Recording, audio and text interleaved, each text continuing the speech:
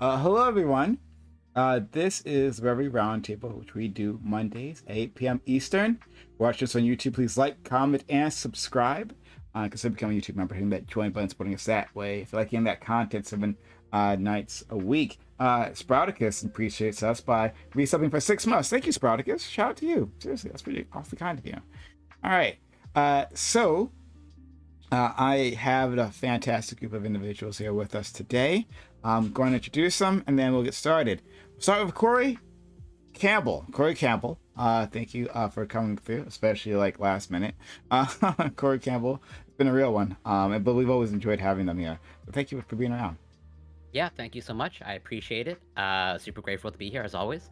I didn't have much time to prepare, but I'm going to do my best. Did a little bit of reading, but I might just be like throwing around wild, aimless opinions, but some might say do that anyways. So, yeah.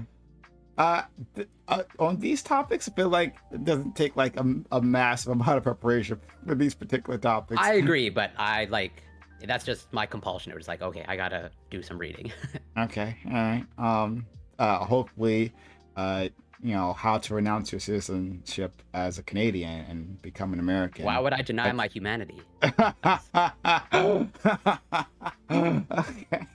Thank you so much. Next, we have Scott. Fabian Liberty Scott. One of our favorites. Right? It's July 4th. Yeah. It's July 4th, all right? So I'm not coming in here with like a giant... These are my notes. All right? These are my notes. I'm not coming in here with a bunch of facts and logic to try and fuck you guys up and like get all hardcore. It's July 4th. Let's have a little bit of fun with it. I'm Fabian Liberty. I'm an anarcho-capitalist. We're a duo stream and do a lot of news, political analysis, some philosophy, occasionally some gaming like D&D once a month, Serial Killer Night once a month. We've been doing a lot of interviews lately. And tomorrow at 8 p.m., we'll be talking to famed Austrian economist, Dr. Walter Block, interviewing him at 8 p.m. On his stance of evictionism, which is the libertarian philosophical position that is the only position that I know that maintains that a woman has a right to choose and a right to her body, and that abortion is indeed murder. And these two can actually be logically married together, and is the only possible path forward to finally put an end to this debate on abortion and move forward in our society. And so if you want to hear the expert who invented this position, Austrian economist Dr. Walter Block, check us out tomorrow. Actually sounds pretty interesting. I'm actually quite curious about that. Everyone, go check out our friend Scott over at Fabian Liberty. All right, next. We have crazy Uncle Wick. Our friend Wick is back. How you doing, gang? What you up to today? It's the 4th of July, so when we talk about weird, baseless speculation, reading for 4th of July, that's a very Canadian thing to say, Campbell, okay? Here, to celebrate 4th of July, I didn't read a damn thing. I didn't look up a damn fact, right? We're going on base gut emotions because that is America, right? We don't stand for any of this Canadian reading nonsense. We're here to celebrate the red, white, and blue, and these colors don't run, motherfuckers. We're here. We're proud. America. I'm glad to be here. Yeah. Clearly, you're saying this is a good idea. So I can't add anything to that. We'll go to our friend Eucharist. Eucharist is back with us. Eucharist, thank you so much, friend.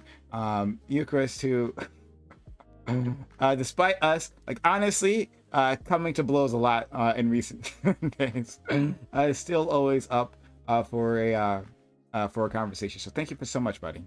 Yeah, I'll just keep sending you articles that tell you why you're wrong. I was not warned that this would be a meme panel, so I read things, and I have a stack of books next to me I intend to recommend. So I'm Eucharist. I do what I call fake political science, which is political theory, and I like talking about all this stuff, especially the America stuff. This is going to be a lot of fun. I'm excited.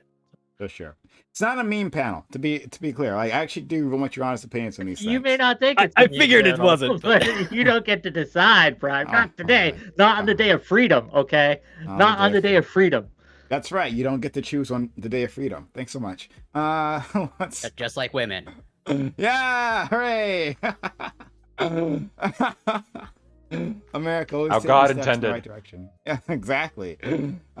So next, we have not Erudite. My God. Okay, look. First of all, changes have been made, right? Erudite, your appeal, all the appeals, right, has gone up with this hair. Loving it, all right?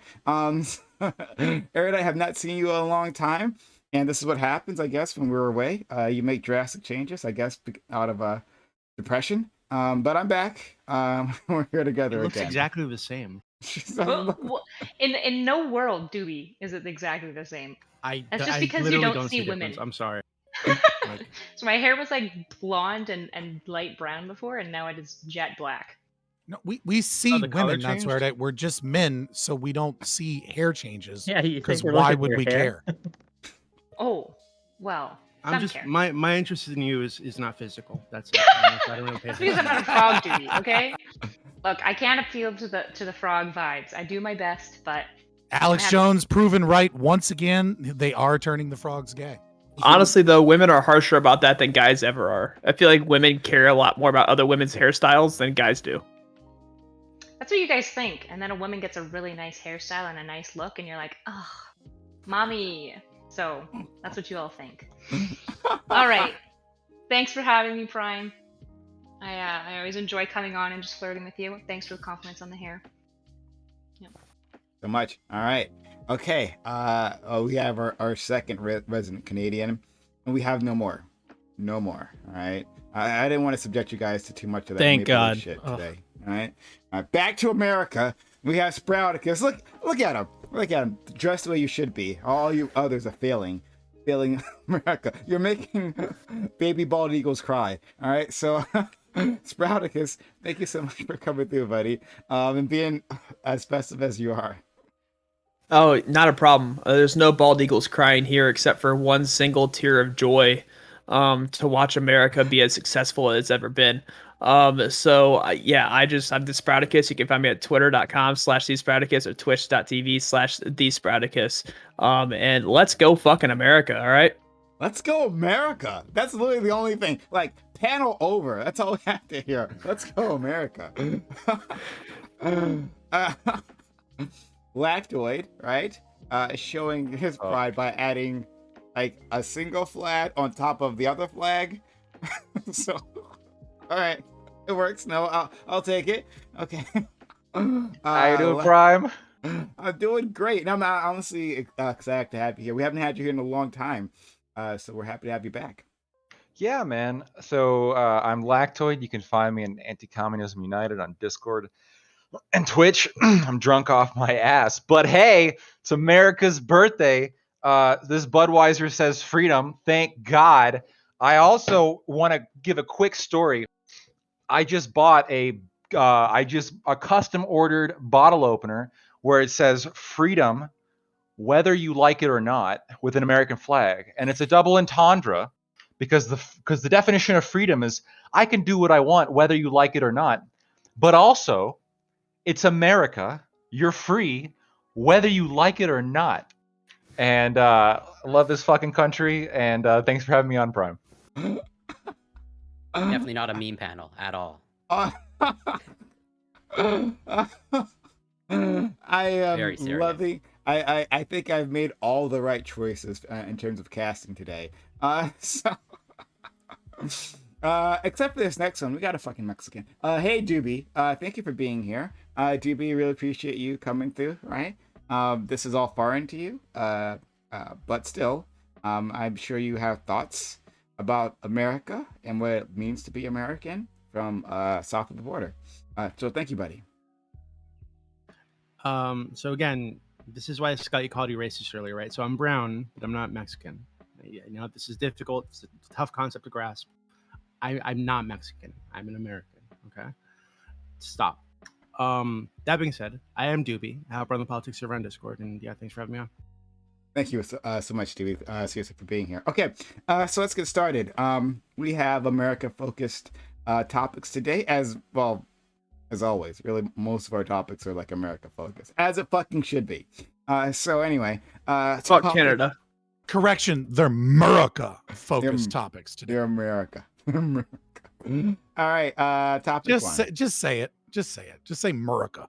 I thought I did. America. Does that There look you good? go. There. All right. Thank you. All right, topic one. As politically minded individuals who often critique one's own nation, is nationalistic pride ever warranted? Does it blind people to the problems within their own society? Should it be encouraged, are leftists and other hypercritical groups being un-American, un-Canadian, etc., when they constantly point out flaws? So yeah, this is about like what's the line between looking at your nation and seeing the flaws and being like helpful, and like that's on one end, and on the other end is just pure nationalistic pride in which you kind of ignore all those things, right? And could you is it possible to be too much of one or the other, you know? So we'll go down the line, start with our friend Corey. Yeah, so to answer I think I can maybe offer a somewhat unique experience because technically I'm not Canadian, I'm Quebec. And in Quebec, like, we just had Canada Day a few days ago, and Quebec doesn't celebrate Canada Day, and doesn't celebrate it for a reason, because it thinks it's, you know, it literally wants to, has a history of wanting to separate from Canada. We had a referendum to do that. That just, like, barely went in favor of staying within Canada. And there's totally an element of Quebec nationalism that I think is potentially dangerous. And I would make the distinction of nationalism versus patriotism, where, like, nationalism, I think, is tied to sort of superiority and being inherently good, and you can, like, kind of do no wrong, as opposed to patriotism, which is like being proud of the good things that you do, but also at the same time recognizing that you can criticize the aspects of your country and hope that it can do better. And I think there's, like, a fine line to, like, walk there, and balancing that of nationalism versus patriotism. And I'll end it there for now. Thank you, Scott. Yeah, so you know, I would agree with much of what Corey said, with the exception that the only based Canadians that have ever existed were the Acadians, and they're all in Louisiana now. And we got all the good Canadians, and the rest of you guys are just leftovers and you suck. But I would say I don't think anybody. It's unfortunate that Bakunin was poisoned so much in his creation of the ideas of syndicalism that eventually became national syndicalism, which was the socialist movement that created fascism, right? Because fascism is a socialist nationalist situation. I mean, but I think he said it best, and it's unfortunate that this has been buried. And so I don't really see the point in making an argument when someone else has made a better argument before me in history. So I'll just quote Bakunin here and say, the state is not the fatherland. It is the abstraction of the fatherland. The common people of all countries deeply love their fatherland, but that is a natural, real love. The patriotism of the people is not just an idea, it is a fact, but political patriotism, love of the state, is not the faithful expression of that fact. And I think that distinction was made, you know, in the 1850s, and I don't know why we've somehow forgotten it, but Corey Campbell, I think, reiterates it almost as well as Bakunin. Oh, thank you. That's high praise. That was actually really interesting. I'm really curious to explore that. Thank you so much. Let's go to Wick. So first of all, I want to register my disappointment that on America Day you let a Canadian go first. This is traitorous, treasonous. It's something that we should never forgive or forget. Always remember, gang. Okay, July 4th, 2022. That said, yes, patriotism is a great thing. It is a necessary thing. That does not mean we do not criticize, right? That is part of being a patriot. That is part of what makes you a patriot, is being invested enough in your country in order to criticize it when it's done wrong, to fix its flaws, to recognize its problems and do your best to change them and to help your country become even better, to grow and to be as great as it possibly can. And gang, look, we meme a lot here, but in all seriousness, I love my country. I think that the USA, despite its flaws, despite its problems, and we still got a lot of work to do, gang, it's the best country in the world. It is my home of choice. I have invested blood, sweat, and tears into advocating for change, to defending it, to putting my life on the line. Yeah, it's something I take very seriously, and while I will criticize it when it screws up, I'm here to make it better. You ain't gonna see me running off to Canada, right, when things get tough. They And wouldn't we've take had you. some setbacks. Yeah, I was gonna. but- Oh, you don't know. Like every country's got, like, they're begging to have some wick in their lives. So America only, America first, America only. Yeah, that's me. Everyone wants wick inside them. All right, let's move on to you, Chris. Thanks so much. You asked 4 questions, and I don't know how to answer all of them succinctly, except that the answers are yes, yes, yes, and yes to the 4 in order. So I want to deal with the first question the most, which is nationalistic pride ever warranted? Yes, for 2 reasons. The first, I think, is like by nature, it's warranted, or we can say that it's justified for somebody to feel these things. And the second, like more abstractly, is I think you're justified in having nationalistic pride as an American for what America like is and could be. So by nature, right, there's this interesting argument that Socrates takes up in the Crito right before he's being put to death. His friend comes to break him out of prison, and he says, "I can't leave. I'm going to suffer this punishment at the hand of the laws, because the laws of my city are what brought me into existence. They allowed my parents to get married. They raised me. I was educated by them. And hey, they even let me for a time be this gadfly that, poked at everybody else. I have this natural duty to my political community, and I can't flee that, and I feel that pride because of it." Even if you don't agree with that, I think you can understand why somebody might feel that way. So Adam Smith has this really fun argument where he's like, what is the order? Like, what's the ranking of societies that are recommended to our good feelings, to our benevolence? And he says, well, clearly our nation is first, because we look around us and everyone that we interact with, in most cases, our family, our friends, maybe our grandparents who are immigrants, right? They're all products of this nation in some way. And you look around and you're like, yeah, that's pretty cool. And then you think, yeah, actually the prosperity and security of my nation, right, in some way reflects my security and prosperity. I want to be healthy and happy. I want my nation to be healthy and happy. You make all these analogies, he says. Like Scott said, it's something of an abstraction, right? But you can understand why somebody would feel that way if you're not part of the group that's like constantly being screwed over by your nation. But even in that case, and that's what the second point, I think you could still have some warranted national pride. So I think that the kind of like love of America that I would advocate for, and that I hope I kind of embrace, is the kind that like Frederick Douglass develops late in his life. So you may have seen today a lot of people posting his speech, "What to the Slave is the 4th of July." And it's a really powerful speech where he tells a whole audience, basically, you're a bunch of idiots for inviting me, a former slave, to speak about your Independence Day, while, not too long ago I was enslaved, and all of, the people that I know and love are still enslaved. Like, it's hypocritical. But that's also the speech where he says publicly for the first time that he thinks America, at its core, constitutionally is anti-slavery. He says the Constitution is a glorious liberty document, and what America has done is failed to live up to the amazing, glorious principles of its founders. And so from then on, late into his career, and especially after emancipation, he just loves America. He tries to grab the national myth and the founding fathers and own them for the cause of freed former slaves. So I think it's still possible to have like a warranted national pride in the way that he does, while still being heavily and deeply critical of how that's played out in practice. Thanks so much for that. These are really good answers. I really love them, everything so far. Let's go to our friend Erudite. Sure. I'm probably going to approach this more like psychologically as an individual, rather than like nationally, because I think we've got some good like poli-sci representation here. Anyways, basically, what I would basically talk about is I think like when it comes to most things for an individual mindset, you should probably have some level of a dialectic.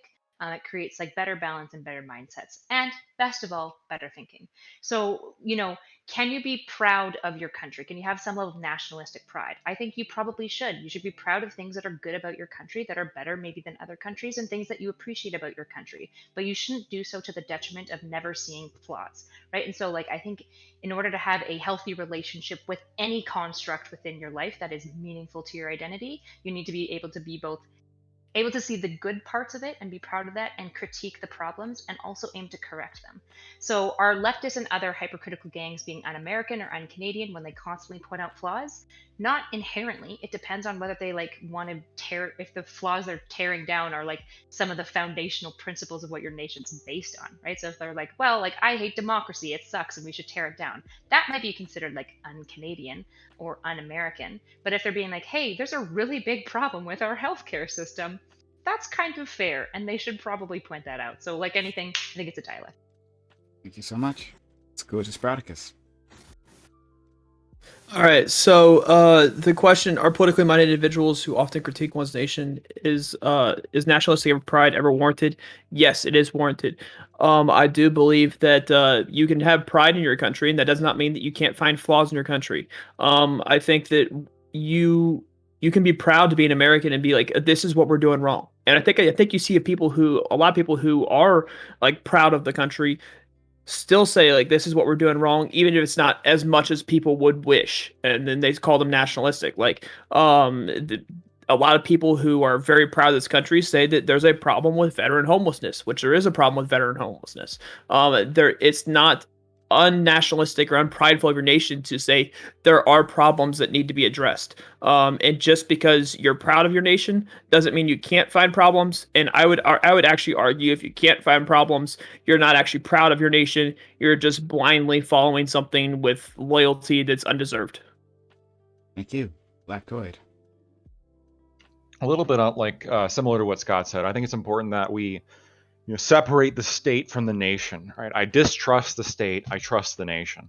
It's fine to have a pride in the nation, right? The American ideal, the emphasis on individualism, freedom, and the mutual respect of each other's consent.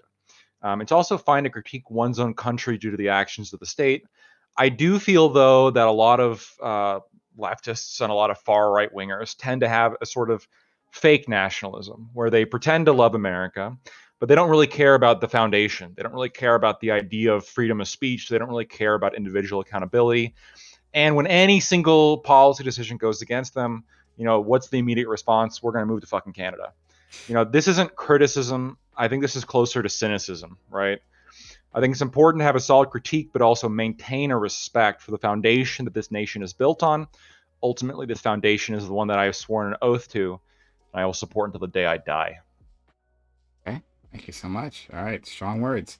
Please, Doobie. So I think that I think most people would consider me pretty nationalistic if you've ever heard me talk about the United States. But I actually have like major disagreements with the founders of the country, right? That I think some of you are aware of.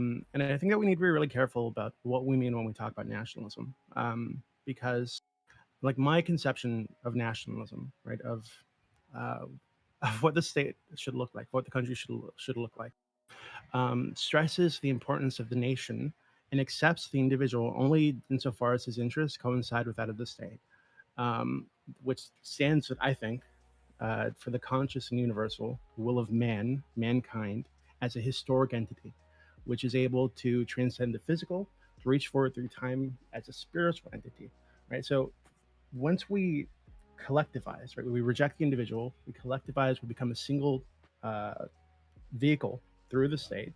And with this vehicle, we can push for, how do I word this in a way that doesn't sound like Hitler? I'm just going to say it the way I wrote it down, okay?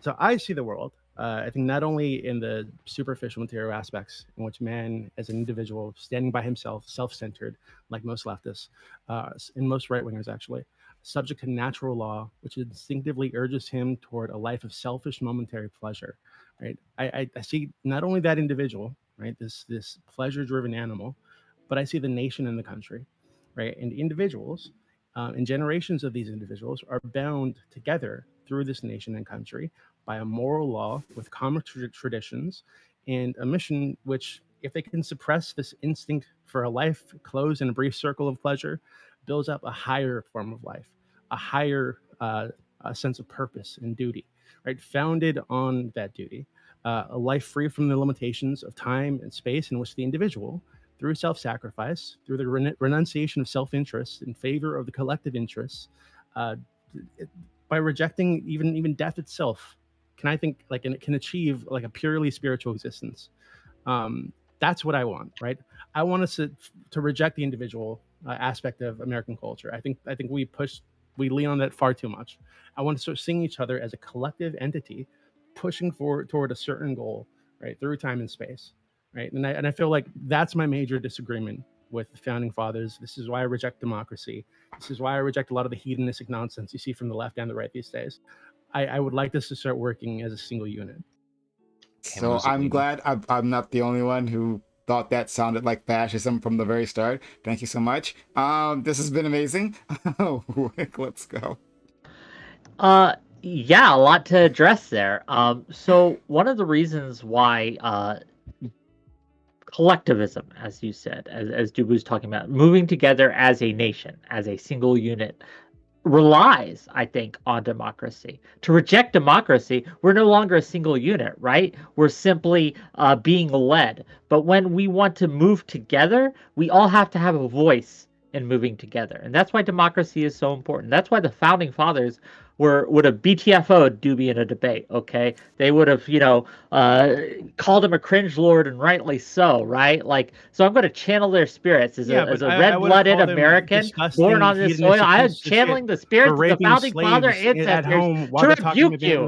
In the name of Frederick Douglass, be gone, evil frog beast. In the name of George Washington, be gone. I exile you. I exile you, frog demon, to the bowels of the fascist. He was famous for chasing his slaves across state lines and having them dragged back down where he'd beat them. This is why I'm not going to take any of this fucking founding fathers jerk off shit. Like, seriously, because they did not live up to their ideals, but their ideals were something we should live up to. Their ideals meant nothing. Their ideals were wind, right? They were wind and spit coming out of their fucking face. They meant nothing.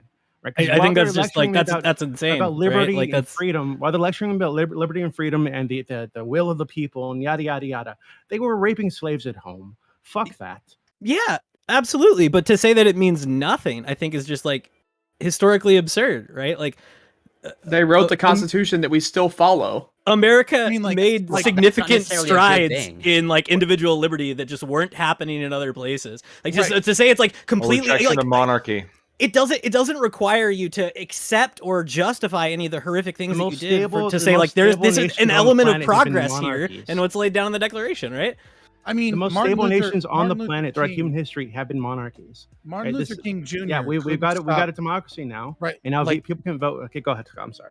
I'm just saying, Martin Luther King Jr. couldn't stop cheating on his wife and fucking other women, right? But that doesn't diminish the civil rights movement and say fuck the entire civil rights movement just because Martin Luther King Jr. was a piece of shit, right? We all know Martin Luther King Jr. is a piece of shit. We know that Gandhi was a piece of shit, right? He liked to sleep with his naked 14-year-old niece to test himself and wouldn't allow his wife to have medical treatments that he then later got because of religious reasons, right? Gandhi was a piece of shit and Martin Luther King Jr. was a piece of shit. But that doesn't mean that the movements or the ideas they have and Mother Teresa had some issues as well. That doesn't mean that you can't abstract the ideas and the philosophy as it grew and and as the Enlightenment ideas came. The only one that I think from the Enlightenment that's truly fucking immune to any legitimate criticism that I can think of is John Locke. They've tried to come after John Locke, and the best they can find is that as a lawyer, he wrote a contract that included slavery for some other people because he was paid to do it, and he probably would have been fired if he didn't do it. That's the worst they can find on him. But most of our history's big kind of thought leaders and look at Abraham Lincoln. We love to worship him. And what did Abraham Lincoln do? Oh, he suspended habeas corpus. He took war protesters and dressed them up as fake veterans so that they could be attacked by people. He suspended the Constitution regularly. He intentionally made sure that he could, he very likely cheated in his primary election to be able to get the Republican nomination. Abraham Lincoln is another piece of shit. How'd you miss the big one? He offered the Corwin Amendment. He offered up the Corwin Amendment to the South. They would have constitutionalized slavery. Yeah, I mean, there's a ton. He said multiple times that if he could maintain or preserve the Union, that he would keep slavery if it would maintain and preserve the Union. But I'm just saying, most of these big historical figures, you go through their life and you find that most of them are pieces of shit, and that because they're products of their time. Good men are a product of their time. Great men transcend their time, right? Bartholomew de las Casas is a great man, but we remember Christopher Columbus. He's got issues. But regardless of that, that doesn't mean that we diminish his ability to, map out the Easterlies, or diminish the fact that like it began the process of discovering America from Europe. I disagree. I disagree that these things can. One, I wouldn't put MLK's infidelity, and he was. We've talked about it before. Right, yeah. Clear on his wife quite a bit, and he might have, plagiarized his like college. Yes, he did. Yeah. It was That's all right, too. plagiarized. Yeah. So I hear you, right? But like that's like not on the level of like slave rape, which was what Doobie was pointing out, right? Like I wouldn't put those things on the same scale. And then the last person. Well, yeah, I'm just saying people are a product of their times, and what may have been normative during the time, or you know what I mean, like is one thing, but also some of these people are narcissists. That's why they're fucking famous, man. You know what I mean? Like, who was the last person on your list that you named? Who's the last person on the list? Abraham Lincoln. Christopher Columbus. Christopher Columbus, right? and Bartholomew de las Casas. I would say Christopher Columbus. Yeah, that it does lower his stature, right? Because of all the rape and the murder and the torture and the maiming that he did. He loved to do that, right? Oh, and the specifically there's a huge difference. He would, actually, like, trade children for sexual favors. To be fair, actually, if you actually dig into it and speak to some people that like are fluent in Spanish and like know the history pretty well, most of those accusations are from another political opponent, and we do have primary source documents that show that he cut the hands off of people for daring to rape any Native American women. And so like we're not really sure how much of the bad shit that he's accused of he actually did, but probably still not a great guy when compared to Bartholomew de las Casas. And at the end of the day, Prime, like, look, there's a huge difference between Christopher Columbus and the Founding Fathers, right? The Founding Fathers wrote the Declaration of Independence, and Declaration of Independence is a set of principles, right, that we base and found our country off of to a great extent, and that we haven't lived up to. But the principles themselves are sound. The principles themselves What are the principles? should like the very first sentence in the Declaration, right? Still one of the best sentences written, of all time. It says that, what is it? It's, we hold these truths to be self-evident, that all men are created equal, that they are endowed by their creator with certain unalienable rights, that among these are life, liberty, and the pursuit of happiness. That principle. It's we the people hold these truths to be self-evident. Again, we and spit. I think this document, right? This flowery language that amounted to nothing was meant to pull in people like you, very simple-minded people. Really you say it amounts to nothing. The king was taxing them from across the sea. And was like, hey, and they went to you guys and like, hey, whose opinion we need on the role of government and how this should be governed and that should be governed. We need the fucking dog shit cleaner guy's opinion. We need his opinion. He knows how to do it, right? Fuck you. I don't think that people are necessarily created equal. And if you want to believe that, sure, go for it. That's fine. But not all these people need a say in government. Right? But two things to prove you wrong. Two things to prove you wrong real quick. Number one, it was originally supposed to be life, liberty, and property from John Locke. They decided to add in pursuit of happiness instead of property because they were worried that foundational documents would enshrine the right to slavery, and they wanted to change that a little bit because they didn't want that to occur. That's why 20 years after the ratification, 89, we had the banning of the transatlantic slave trade and things like that. These guys weren't super pro-slavery. Thomas Jefferson, right, the writer that you're talking about, fought 3 times, both twice in Williamsburg, and I can't remember the location before. Maybe it was Richmond or DC, I can't remember, but it was before DC, to try and end the law that would allow him to free his slaves upon his death, but make it so that he could actually free slaves, but it was illegal for him to free his slaves because he owned debts. And so like he wasn't allowed to give up that property when he owned debts, and he actually wanted to be able to do so. The second thing, right, is when you say the shit scoopers and the janitors and these dumb people, I think it bears in mind that the second most known book most read book in all of American history per capita, second only to the King James Bible, was Thomas Paine's Common Sense. And if you read that book and you say that these are dumb people that don't have any conception of the philosophy behind Enlightenment values, and you read that and you say perhaps the sentiments contained wherein are not sufficiently fashionable to procure them general favor, yada yada yada, time makes more converts than reason, right? Like making that argument that the idea of tradition is something that is difficult to fight against, but progress must be made because logic will eventually rule out. You're talking about a different breed of people. I don't think they're the same type of people that go home and sit on their couch and fucking watch football and get drunk and don't pay attention to politics. Look, So and I'll let Dibby respond, then Wick. And I'm not gonna. The conversation won't be strictly American focused. I'm actually curious about our Canadian friends and what it looks like there, in terms of their founding. So we'll get to that soon. But Dibby, please respond. Well, just to clarify really quickly. So when you say this was a different breed of people, who specifically are you talking about? Scott. I'm sorry. Oh, I'm sorry. I apologize. Yeah, when you say this is a different breed of people, right? Who are like where politics is at, Thomas etc. Paine, for Right? example. I feel like you're trying to trap me into talking about. No, I'm asking like who specifically are you talking about? No, I'm not talking about like race shit. I'm not a racist. Right? I don't know, man. You were like who's- paraphrasing fascism in the beginning. I was making sure. I'm a nationalist. I think it's pretty well known. But who specifically are you talking about? The American people. Like generally? Like the the American people 13 generally are people in different the breed? 13. Yeah, I'm saying the people in the 13 colonies were far more well versed in Enlightenment philosophy than people today.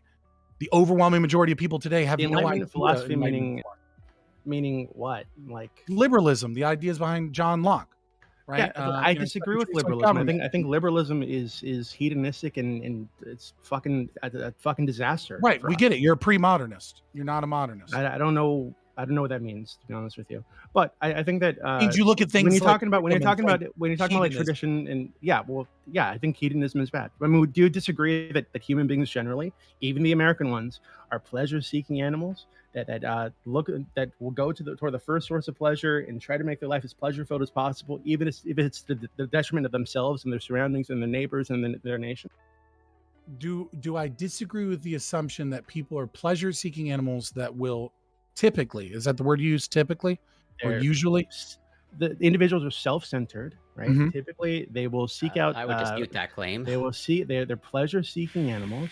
They Mhm. will go with the path of least resistance, and even if this is to the detriment of their long-term goals, their friends, their family, their nation, etc.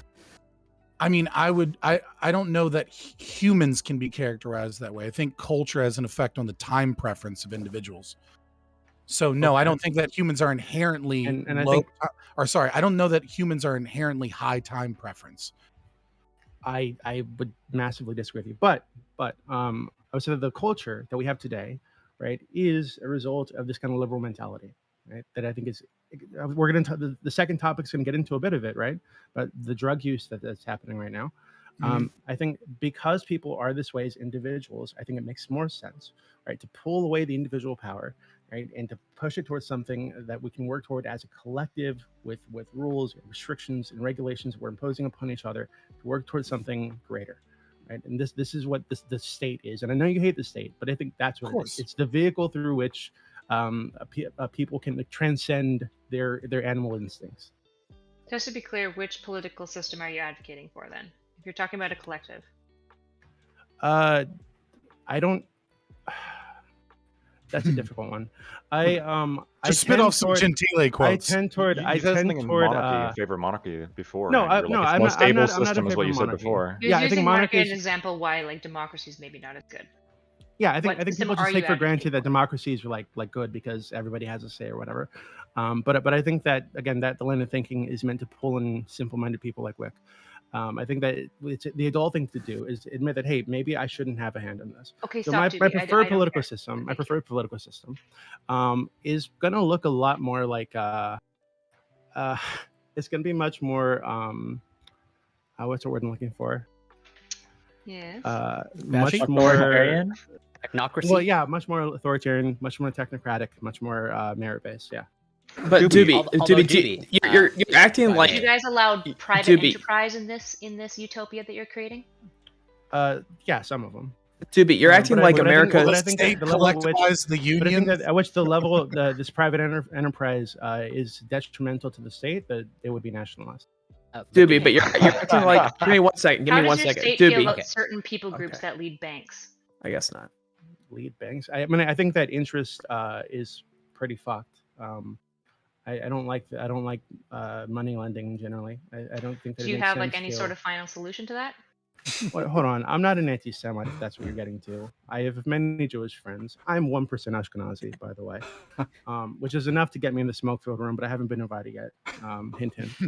And yeah, so I'm not a racist. I'm not an anti-Semite. I know you guys are trending toward that thing. I just think that people have too much liberty, quote unquote. I think that freedom comes from doing the right thing, and the American conception of freedom at the moment is the ability to just fuck up your life, fuck up the lives of your neighbors, and fuck up your community because, oh God, you're so free to do this. And while you're doing this, So- you get to vote on the way while you're a total fuck up, you get to vote on the way that the government works. It's really stupid. So Doobie, but So your let's criticism, go your to- criticisms hold on, of America. Let's go to Wick because I promised him, and then we'll go to Sprout. Lactoid. Yep. Yeah, so a couple things to address. First of all, just very briefly touch on this idea that it's just words. Like, words move mountains, right? Like, there's a reason they say that the pen is mightier than the sword, because words at the right time, in the right place, with the right cadence, to the right How crowd, that work out for can Robespierre? do quite a bit. It's obviously not the only thing. Like, words backed up by nothing are just wind, but words backed up by the full might of the American military, we may want to pay attention to that. When it comes to freedom, when others, look, I don't disagree that freedom can be dangerous. Freedom can be something that hurts us, right? That can happen. But the only responsible way forward is when people choose to decide for themselves to restrict their own freedom for the good of others or for the good of themselves. If you try to force that upon people, they will rebel. If you try to force that upon people, they will buck against their chains, right? So if that is what you believe, that people don't need freedom or what have you, or that freedom is I think our conception of overall freedom is harmful, different. I think monarchies very have well, been the very most stable forms of government throughout human history. stable does not mean good. Not having freedom, quote unquote, doesn't mean that you can't do anything. It just Saying means you can't do stable things as that if hurt that's you or hurt something the we country. should Stability look doesn't for. equal legitimacy, and it also doesn't mean like other factors Doobie. aren't doing well. Doobie, I think your Let's critique get historically. let's get Sproutacus because he's been waiting. So that's fine. Doobie, your critique, your criticism of the United States, you're acting like it's a true democracy. When I think that you're smart enough to realize that America is not a true democracy. It's much worse than a true democracy, actually. It's actually not much worse than a true democracy. With It's true much democracy, worse. no, it's not. You actually come up with more issues in a true democracy than you do in a representative democracy. You can see this throughout history that you end up with more issues with the true democracy because there's many reasons. We can talk about it another time if we can get deep into that. But you're acting like America is a true democracy. In the American system, you have people like Trump who are manipulative pieces of shit, who are totally driven by self-aggrandizement, who can sell people a bill of goods, say all the nice shit, make them feel really good about themselves and being American and being able to vote and affect the country. No, God, we're going to throw the elites and blah, blah, blah, blah, blah. These people say they know better than you about climate change. We're going to throw them out. Well, hey, fuck, they actually do know better than you about climate change.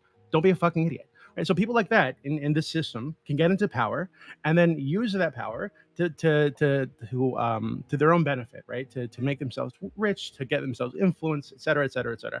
Our government is full of narcissists. And you don't think a king could do that? And I'm not talking about a king. I don't want a king. Okay, but you're wanting to be more authoritative. So who would be the authority? That's a difficult question. I would start by restricting democracy massively. The ability to affect the government, like massively. I don't think most people in this country need to be voting on how the government runs, including most of you on this panel, to be real with you. So, but who would be the authority? Because Which one of us specifically would be who would be the disenfranchised? authority? Because someone has to decide how the government's going to run. So who's going to decide how the government's going to run? I've gone through a few different versions of this right over the years, and I think that the mob should have a voice, right? But I'd have this person to be like more like a symbolic figure that's meant to express the concerns of like individual states, etc. But with very little power to actually enforce things. Beyond that, it'd be very technocratic. Experts in fields pushing up other experts in those fields into places where they're needed for climate change, road making, etc. I wouldn't at all have the average citizen making decisions on who gets to make decisions on climate change in this country, for example. Let's go to Lactoid, Corey, Eucharist. Yeah, Doobie. I mean, I agree with you a lot in your skepticism of democracy. I couldn't agree more that the mob deciding things is bad, especially when they decide things that are anti-liberty.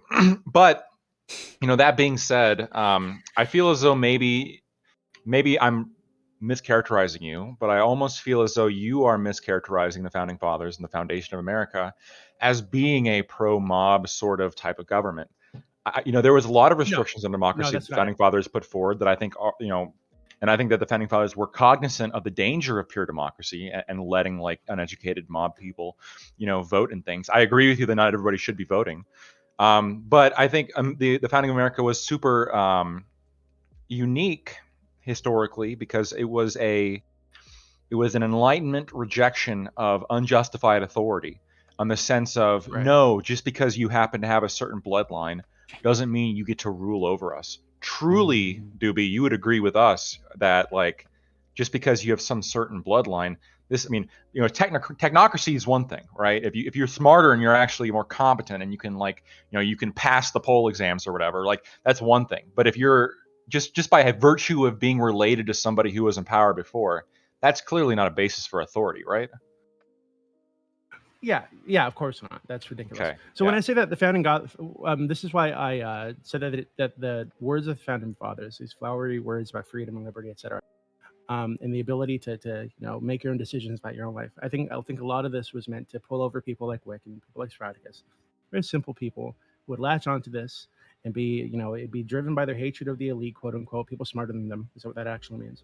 And they'd be able to latch onto the system and fight for it and die for it, etc. Right? But actually, since you want to attack me, that only what is it, like white landowners? He's not attacking you. He's naming me. I don't know what he named me as well. Landowners in good moral standing could vote, and I think that separate from the minus the race thing, right? That's actually a pretty good idea, right? Yeah, we could start there. Since you want to attack me, like what have I said that's so simple-minded that you simply believe that I'm just going to listen to? Might just be what you're wearing. It might just be what I'm wearing. Oh, okay, that could be it. What is it, Doobie? What is it? Something? Is it the hat? The flag right here? What is it? The bucket hat, yeah. Let's press the wrong button. I think the fact that you brought up that we're not a direct democracy, as if there was some kind of counter to what I was saying. No, I said your criticisms. Following along with the conversation. I said Doobie. I said your Doobie. It's only for the 4th of July, Doobie. So I said the criticisms you were offering were more criticism of a direct democracy than a representative democracy. Yeah, again, the representative democracy, as I explained earlier, is the same shit with like a middleman that lures over people like you and people like Wick, who are dumb as fuck and don't know what's best for them. He lures them in and he tells them all the good things that he's going to do for them, and then gets himself into a position of power that makes it really difficult to remove him. That's what this representative republic is. It's even worse, right? Because in this version of democracy, quote unquote, we have people who are just as pleasure-seeking, just as hedonistic, just as self-centered and individualistic as everybody else. But now, because they're a few IQ points higher, they're able to get into positions of power and get their friends and family members in positions of power and fuck up the country to benefit themselves. This isn't necessarily American, though, Doobie, right? If I may, yeah, of course not. I think this is a problem with it's a problem with the state in general. And you right, want the problem with the state, and more not a problem with the state. Easier, and you want to take away the power You want to take away more power from people to meaningfully challenge the state. And what we have shown is that the founding fathers and many other have attempted this experiment known as liberal democracy, right? Obviously, we live in a constitutional republic, but that's where it's really an oligopoly masquerading as a constitutional republic because our politicians are bought off by large corporations with regulatory capture. But what we have seen is that the state grows. The original state that was proposed by the founding fathers, and I don't mean the Articles of Confederation, which we probably never shouldn't have gotten rid of. We should have just fixed that issue between Maryland and Virginia and moved on. But regardless, what we've done is we've grown the size and scope and the purview of the state over and over and over and over again, especially during and directly after the Civil War. And it radically changed the size and scope of the state from what the founding fathers came. If the founding fathers were here today, they would look at the government and go, holy shit, in a video game, why are you not pulling politicians out and beheading them on the streets? Why, what the fuck is wrong with you? You're not even tarring and feathering these people? Like, you're not even boiling these people in oil? Like, what the fuck are you doing? You still have guns. Why haven't you killed them? That is probably what most of the founding fathers would say about this massive government that controls so much of our lives. But that's the problem with government, is that it has a tendency to capture more power over time and become more corruptible because of this. And you want that to go farther in that extreme. So, Yeah. okay. I don't think. So to be respond to that, I want Corey to respond, then you, Chris. Then I actually want to move back to the question at hand, because we've moved far away from it. But Doobie, please. Yeah, I think you're seeing the wrong problem there. I don't think the problem is that the state expands. I think the expansion of the state is necessary and beneficial at times. I think you're seeing that the state is expanded into some places it doesn't need to be expanding into because the state is currently controlled by egotistic pieces of shit who are trying to give themselves more power, right? And you can say, hey, in your government, Doobie, these people would also have the ability to be corrupt and to gather power for themselves. Well, I think you can have a wide array of checks and balances against that power at every level of the government, right? To make sure that these people, when they're doing this thing that is detrimental to the state, to the nation, to the people, are held accountable severely, right? Which is another reason I favor the death penalty. I think if you're getting to a position of power, then use that position of power to fuck people over and benefit yourself. I think you should be executed. Yeah. Right? So quick, one sentence. It sounds no different to me when communists say real communism hasn't been tried yet, when you say that real authoritarianism hasn't been tried yet. Yeah, it has. It's been tried a lot and it's failed a lot. I haven't said that. When did I say real authoritarianism, like authoritarianism hasn't been tried?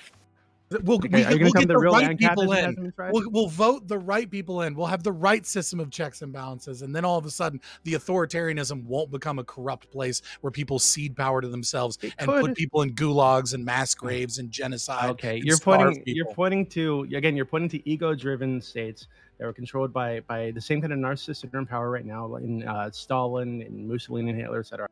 Right? That's not what I want.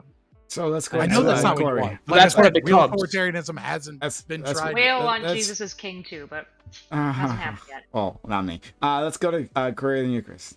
Yeah, maybe I'll provide a solution to Dewey, because even though I disagree with virtually everything that you're saying, what you're saying is, at least to my mind, not all that controversial.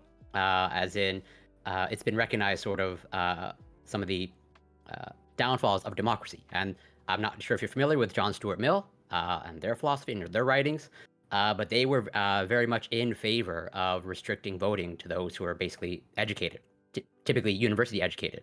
Would you be more in favor of that system? So there's this meme that I get every time I bring this up, where it's like service guaranteed citizenships. You'd give it to the people who fought in the military, right? Oh, it's explicitly like those who are university educated. So yes, I think so. My system would have like multiple ways for people to get the right to affect the government, right?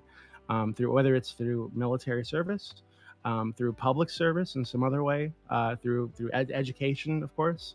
Yeah, I'd have multiple paths to that. But again, I would see it as a privilege, and that's something that you're granted just for the fact you're 18 years old. Right. Yeah, no. And I would say that these people could also lose that privilege. How? Yeah, how? Yeah. Under what circumstances would someone say crimes. who For served? committing They felonies, right? They break a law. They break a law. They lose the right to vote. Simple. Makes sense. And also your issue with hedonism, which I share somewhat the concern that certain elements of liberalism kind of promote that. And John Stuart Mill also has, I think, an answer for you. There are a specific branch of utilitarianism has kind of like this hierarchy of kind of pleasures. And I think that very much like interests you. And it seems like you are very much in line with what John Stuart Mill outlines, both in like their philosophy and in their politics. So restricting voting to those who are sort of the educated elites, because they can actually, you know, recognize good leaders, as opposed to leaving it to the mob. It's not Until, so much the educated wait, elites. until Wait, until but the are educated still elites private? until People the that are educated elites private? decide that they're better than everybody else, and then they decide It's that not- they're the only it's not ones that need to educated stay in elites. power, et cetera, and so on. Yeah, like how are these universities Yeah, it's regulated? not- Are they private? We it's just not- base it's it not- off it's not the IQ. educated elites that that I'd would be my point to. It's follow-up people- question of like, Okay. would Doobie be in favor of having university education freely accessible to everyone? It's not the educated elites that I'd point to, right? It's them plus people who have taken an active interest in making the furtherment of the goals of the nation their responsibility, right? In some way. This is why I said I'd leave it open to public service, right? See, I agree with that, but the coercive factor, right? Like, What's I think coercive that about everyone should be more involved in their government, and I think everyone should be more involved in making their communities better. Civil service is a great thing, right? Military service can be good as well for certain people, but when you make that a requirement in order to have a say in how you're governed, that's where you lose me, right? Why? Like, I think everyone deserves a say in how they're governed. Why I do they think- deserve a say? Because when you are subject to laws, right, you should have a voice in how those laws affect you. Why? And that's just a moral good. That's Why a is it- moral why is it just position, a I moral think. good? Wait, hold on. So Why is it a does- moral why good? does Because you, who why do does you you want- being 18 years old and being in the country, right, mean that you should have the ability to vote on climate policy? Like, Because that you doesn't also make have any sense. responsibilities in that country. You pay taxes. You have to pay taxes. Sure. You have and you we allow you are to live subject to here. We being protect you drafted from foreign and things from like that. foreign You are threats. We subject protect to a you with lot of the these police things. force and laws, etc. So, Doobie, do you think that private on. do you We think gotta- that private people should be able to take other people to take the government to court? Say like this law has wronged me, and this shouldn't be a law. Do you think they should Yeah, have a of say that way? Do we You should can be able to answer take that, it but to then the court? next person to talk is you, Chris. All right, then we gotta go back to it. Yeah, of course. Okay, you, Chris. Oh, I thought somebody. Okay. To Corey's point, I mean, yeah, the Mill stuff is like sort of right because he advocates. He says there's like two potential voting reforms you could do. You could do or ranked choice voting and then proportional voting. And so it's not that poor people and uneducated people can't vote. It's that their vote counts for less. And part of the argument that he makes is that basically the participation itself could develop competency, and we could perhaps have sort of a laddering system where the more you participate and the more that you learn, the more you demonstrate your education, your vote weights for more. So it's an interesting and complicated system that I think you could make a good case for on like whatever Doobie's thing is. I don't want to get trapped into just arguing with Doobie because I think he's just being weird right now.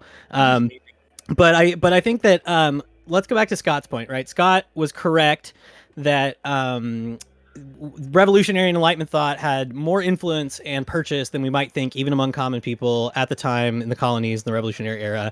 So even without like buying too much into like this like mythologized founding where like everybody was just this like wonderful citizen participating, as far as I can tell, measuring literacy rates at the time obviously historically is really hard.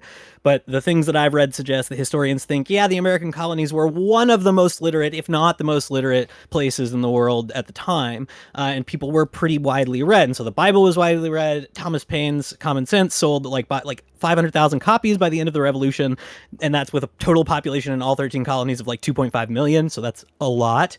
And so that gives us a really interesting case to test Doobie's idea that the Declaration was basically made to pull the wool over stupid people like Wick's eyes. I'm not agreeing that you're stupid, Wick. I'm just using his phrasing. So first, you can have my name in your mouth all you want, you Chris, any day. So first, and most obviously, I think it's just ridiculous because these radical ideas that are being proposed by the intelligentsia, right? The aristocrats, the landowners, the educated, the trained, the learned, right? That it's not the dumb people, like that's just not who's advocating for these things when they write the Declaration, when they're breaking away, when they're writing the Constitution. Okay, so he's wrong that this was, I think, designed by or for mass appeal to dumb people. But then we also have a really interesting test case of like, so who supported the crown in the revolution and who supported the revolutionary ideas? And the answer is there's no real clear like class or location divide. So there were strong loyalist support in the South, which was generally agricultural, uneducated, lower literacy rates. There was strong loyalist support in Pennsylvania, where you had pockets of dissenters and pacifists and Quakers and all these people who for some weird reason were loyal to the place that they left. I don't know. And then New York, you had a lot of support because you had a lot of people who worked for the crown's bureaucracy, right? So there just wasn't like a clear class divide or education divide of who supported the new like revolutionary Enlightenment ideas and who didn't. It was just like a smattering of people on all sides. So to move away from Doobie's point, right? So Wick said earlier, like freedom has drawbacks, right? Absolute freedom isn't something that anybody's really endorsing.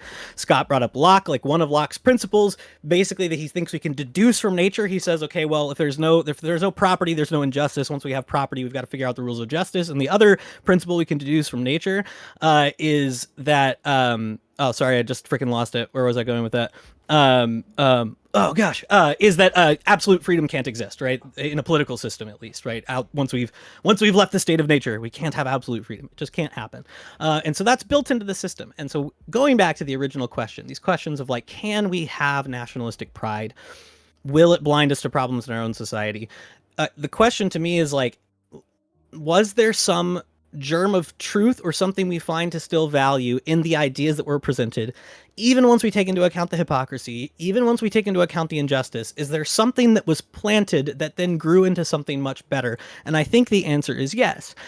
Should this sentiment be encouraged? Well, it's kind of a toss-up, right? What sort of sentiment you're developing? Is it an uncritical one? Is it one that's not willing to take those things into account? Is it one that's not willing to sit down and read things like the 1619 Project and take them seriously, maybe have some criticisms?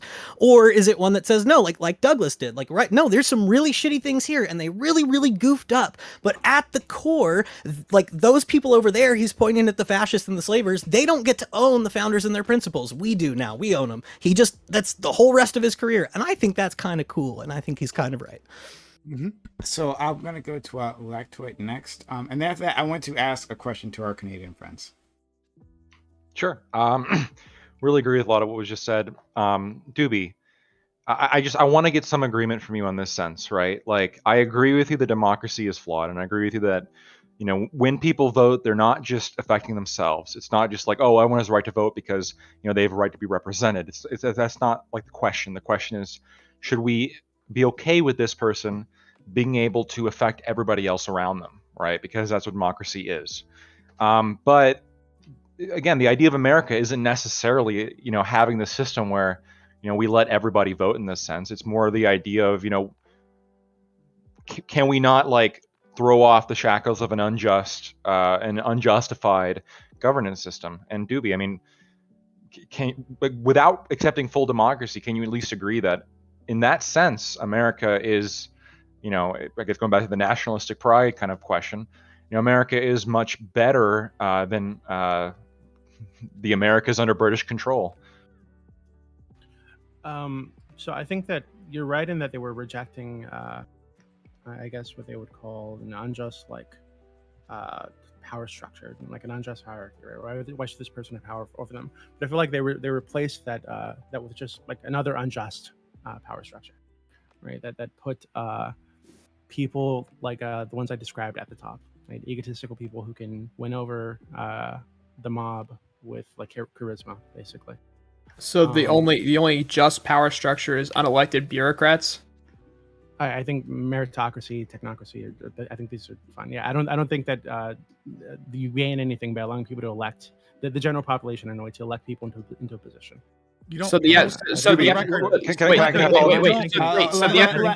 Wait 1 second.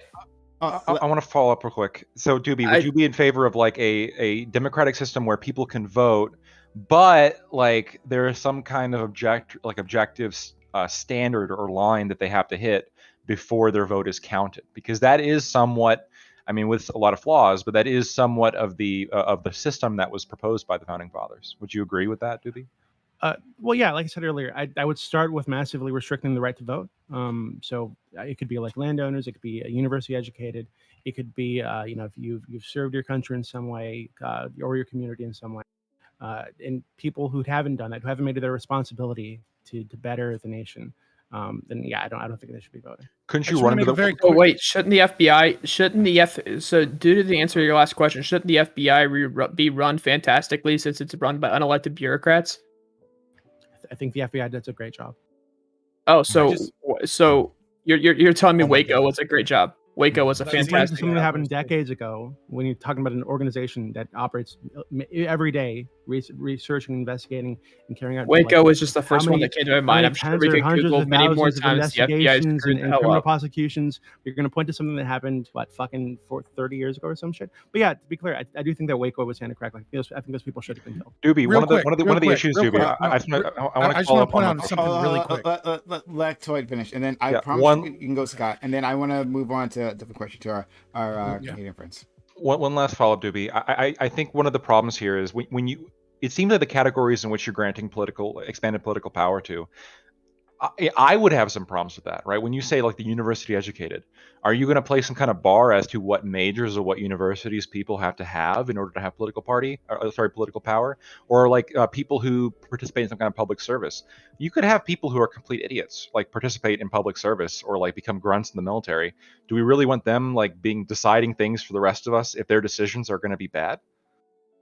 Yeah, I think that we already have ways so that a university is accredited, for example. It's I a don't. pretty understand why- lax system. I'm not gonna lie. Well, maybe we need to strengthen the requirements, right? I'm totally for Okay. that if it's a lax system right now. Go ahead, Scott. So yeah, I just want to say two things really quick. Number one, totally unrelated to any talks of federal three-letter agencies. If you guys are really into hot porn stars, I think you should Google Ruby Ridge. Ruby Ridge is totally what you should Google next time you think about fappening. Just throw that out there. Secondly, meritocracy cannot come from the state. You can try to make things more meritocratic.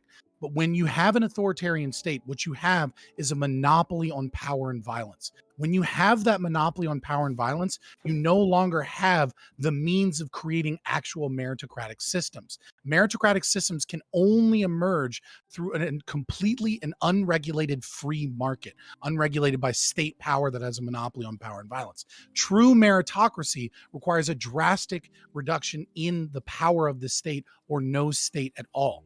The fact of the matter is that when you have that power structure and you give them more power, what you do is you create a system that is more easily corruptible and more easily able to degrade, because they get to choose what is and isn't meritocratic. They get to make the systems. It's not open to a marketplace of ideas or a genuine market of like voluntary associations and transactions. So when you say that you want meritocracy, the only way you can actually want that is to come on over to my camp and just bite the bullet and be an anarcho-capitalist, because being an authoritarian status is the exact opposite way to get meritocracy. That is absolute headassery in like 1,000 ways.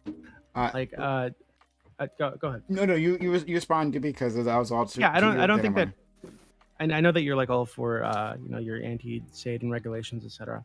But given the history of the United States, we can look at this, right? Where these companies were able to use advertising to pull people in to purchase extremely detrimental products, right? Things that actively hurt their health, whether it was like cocaine in the soda or fucking what's another thing I'm thinking about? I can't remember. Alcohol. Well, yeah, alcohol is one, right? So yeah, these or Morphine and cough syrup. cigarettes, I don't know, just give me all the marijuana, same et cetera, et bullshit cetera, et cetera, right? companies. Yeah, so yeah, I don't think that, hey, yeah, it's true that people want these things, right? But I don't think that's saying, hey, government, you can't tell us which of these things is healthy or which of these things is safe, which of these things has a positive impact on the nation, and you can't say that the things that don't have a positive impact on the nation should be restricted.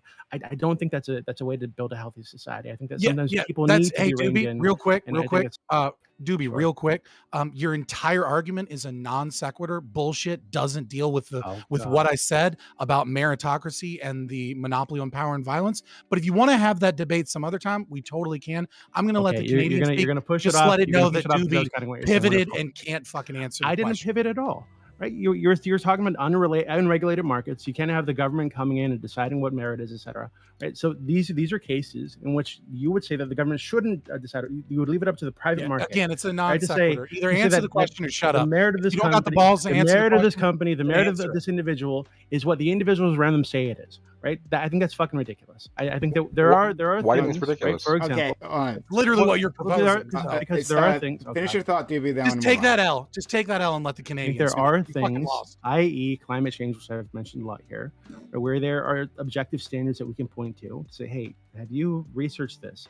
What kind of research have you done? Have you produced anything here that we can look at?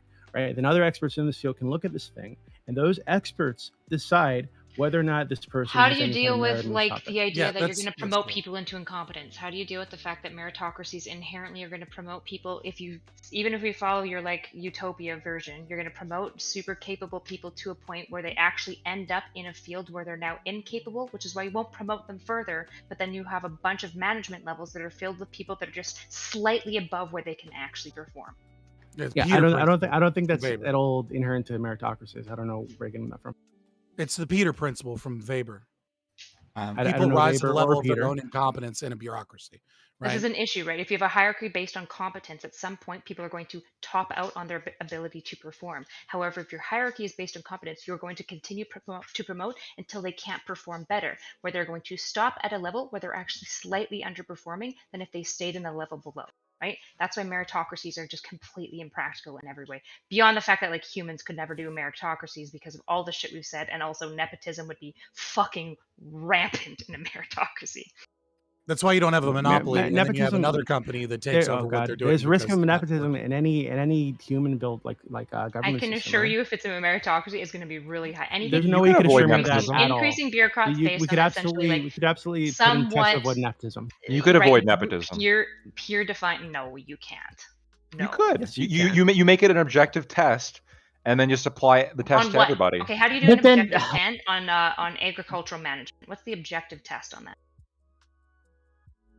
Well, I mean, Don't worry. I wouldn't base it off of the Don't knowledge of worry. agricultural The management. government Oh, experts. no! Don't It worry. doesn't work. Hold on, Don't I'm worry. serious. The Just- government experts Oh, that God, totally knew please. everything Trust right me, about in my COVID and all these abstract other dream things world, are this gonna fucking determine what works. the It's so meritocracy based. is. That's Don't what ask we me do. about we use the practicality. we use the Don't we ask use me the what test tests we we'll use the give. test for It'll be today. based, I promise. Eric. Don't So- worry. Eric, Wait, Of we course. hold on. I We currently have like civics exams, IQ exams. Like we currently have like somewhat objective exams that like could be provided that wouldn't necessarily have the same risk of nepotism. But then you Like, still Eric, have Eric, rent-seeking I'm sure- behavior and please, all one sorts second, of stuff please that's going to stop. skew this. Like, it's Oh, just no, not. Eric, I'm It doesn't sure- work the oh way my you're saying it does. Eric, I'm sure you've passed some kind of course to get some kind of like a accreditation as whatever you do in your field, right? I think you showed it on stream a couple times. Right? So yes. the test that you had to take like that to prove that you had some kind of knowledge in this field, right? I think it's totally fine, it's reasonable, unless you're rejecting that that's something we can look to at all to determine whether or not somebody's an expert in the thing. Ooh. So, oh man, now you're But getting into this issue. don't of, experts does don't experts academic sometimes performance disagree? predict success? Don't- So, does a 4.0 in counseling ethics necessarily predict whether or not that person's going to be an No, we go excellent further than counselor? that. Don't experts disagree though? I'm Yeah. asking It's not all to good. hear that Experts- And the do- science updates, so all these tests are going to have to be constantly updated, and like it's That's like fine. We do that meritocracies currently. are the most insanely impractical idea. We do that currently. Yeah. Okay, I wanted to try something. So I did want to include our Canadian friends in our original discussion. If the conversation moves back to Doobie and his I don't know what to call it, right? His frog monarchy, right? Utopian system. If it moves back to that, then that's fine. I did want to give one attempt to our Canadian friends. So if you guys hear popping outside my window, it's because people are like having a fireworks display, like It's literally July like, 4th. right We there. know. They're celebrating America in the only way you can, right? By blowing up a small piece of it. So Or So blowing ignore up your that, hand. please. Exactly. Yeah. Okay. So two things. One, I know that America's relationship to the founding fathers is a bit like unique, but does Canada have anything approaching that, like historical figures that you guys look to and draw like lessons from in the way that we do, right? In the way you see us do. And secondly, like, what does nationalistic pride look to you, right? Like, so when I was saying nationalistic pride in terms of the question, it was like, like fervor, you know, right? Like, where you're ignoring all the things that are terrible about your country, right? Like, these colors don't run type of thing. So like, do you have that? It's hard for me to know what that looks like in other countries, especially because of the idea of American exceptionalism. I think flavors our nationalism and enhances it to hyperbolic levels. So I want to know, like, what do you guys? How do you guys experience that, or do you experience it at all? So both of you, please answer. Well, so I probably experience it different from not so erudite, just because, well, I'm in Quebec, which is a unique nation within Canada, within United Canada, and like so, as a result of that, like we Quebec certainly has important figures that they lionize or idolize, but those are probably going to be very different from whatever is idolized or lionized in Alberta. Because the people that we name our buildings, our schools, our streets, those are all like Quebecois people, and we pretty much like shun like the Anglophone political figures that were instrumental. Like, I mean, it's just Quebec is different, and how nationalism looks like in Quebec, I would say that's the unhealthy form of nationalism. That's more nationalism and not patriotism. Where it's like, yes, as a result of maybe some elements of feelings of superiority, or maybe feeling too culturally distinct, that they want to separate from the rest of Canada. And so as a result, like, yes, very often the label of xenophobic gets put on Quebec because they have created their in-group of like, you're Quebecois, and if you don't fit in, and if you don't assimilate the way we want you to assimilate, well, then you are less welcome here. That sounds very familiar. Erudite, please. I mean, I definitely think in school they attempt to. I'm gonna be honest, nobody gives a fuck that much. Like, they'll try to be like, Louis Riel's kind of cool, and you're like, yeah, but like, oh, meh. They'll like tell you who our first like prime minister was, but it's also just like, meh. We don't really care. So I think there's definitely like an attempt, but it's Canada's like historical, like our history is kind of lame in a lot of ways. Like I don't know what else to say. Like it's nice because it's kind of like there's a certain level of peacefulness, but then like oh cringe, residential schools happened for a long time, so that's a little yikesy. There was no like major glorious revolution. The only figure like I've ever like learned about that I thought was like kind of cool was Louis Riel, because he was just like a Métis guy trying to be like, hey, can you like not put us into reservations and kill us? That would be great. And the government was like, no, and then we did it anyways. So I don't know. I think in Canada, to be honest, if I say it like a practical level, a lot of patriotism mostly comes from like, this is how we're better than America, and then the rest we kind of just borrow from America. Like I think a lot of Canadians, when they talk about like why we're proud of Canada, they'll mention all the things that we have that are slightly better than America. So like we got great healthcare, and like like our education's broadly like a little bit better and stuff like that. So a lot of Canadian patriotism is like downward American comparisоnism, which I don't think is super great. But yeah, this like intense passion for our land is just, I don't think it's overly strong. Okay, so that's interesting. That actually, I think the only real political figure from my estimation that gets kind of elevated is Pierre Elliott Trudeau. I think that's like maybe the only kind of like political celebrity that you can look to, that they're just pretty widely regarded as whatever, the best politician. Depends on the Anglophone you talk to. Fuck that Pierre Poilievre. All right, Pierre Poilievre is taking over, bitches. All right, I'm rooting for him from here over. He's going nowhere. Across the border. All right, boys. I find Erudite's answer to be super interesting. Fuck you and your just inflation. I find her answer to be super interesting in terms of like the comparison between Canada and America. It reminds me, and it's not quite the same, I know, but it reminds me of this thing called the White Project. I brought this up a few times in my stream, but it's a project in which this guy just like went and talked to white people, right? And just asked them what it's like to be white. And for the older ones, the older group that he talked to, it was very interesting because they all, or most of them at least, like brought up black people like unprompted, right? So like they define their whiteness as opposed to blackness. Like whatever this is, it's not that.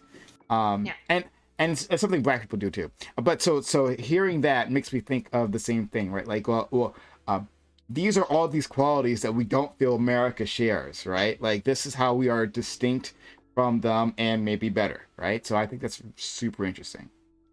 Yeah, I think that she our summed it up founding nicely.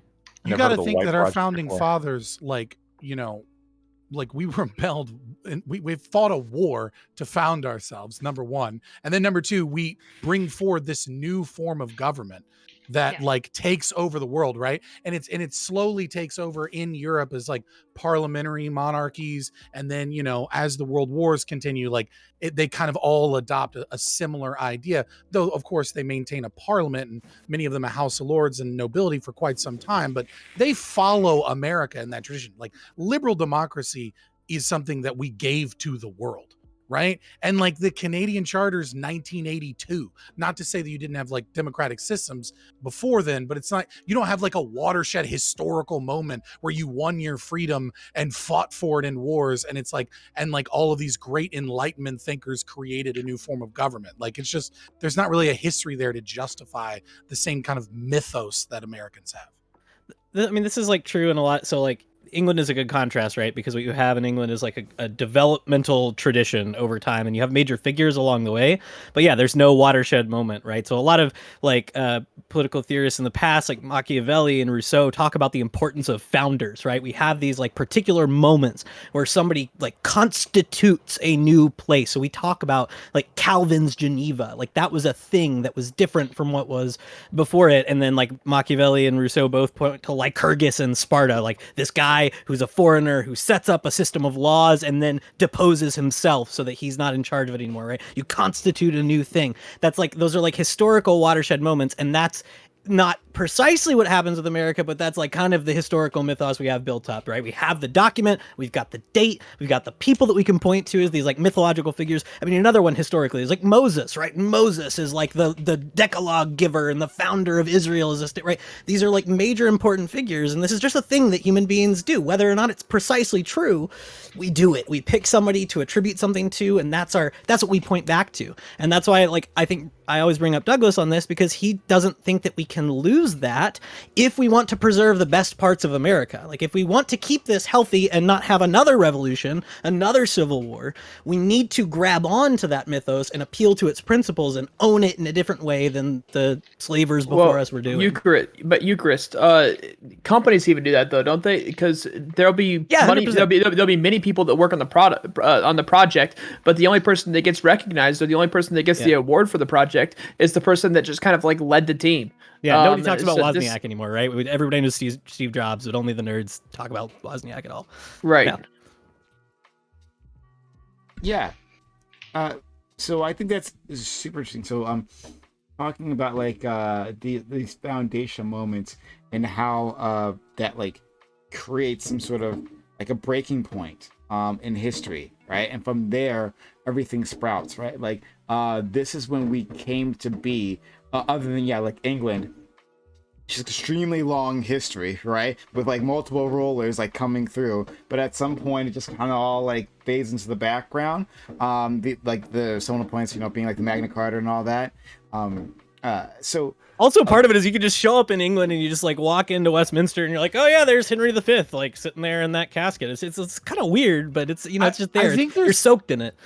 I think there's a really interesting thing here too when having a conversation about nationalism and like when does it go too far. I would say that nationalism is the combination of patriotism and statism usually, but I think the really thing that's interesting is that because nationalist and patriotic pride in America tends to be tied to a philosophy as opposed to, let's say, Italian fascism or Nazism that is Volkism, right? Like that it's tied to blood and soil. It's tied to an ethnic group. It's tied deeply to a culture that's seen superior, that is based in a race. I think it actually, the nationalism of America, weirdly enough, as much as I hate the state and I hate overt nationalism because of that often, it's a weird protective factor against fascistic ideologies and third positionism, and things like that, because the core thing that you're really kind of like mythologizing is not the race.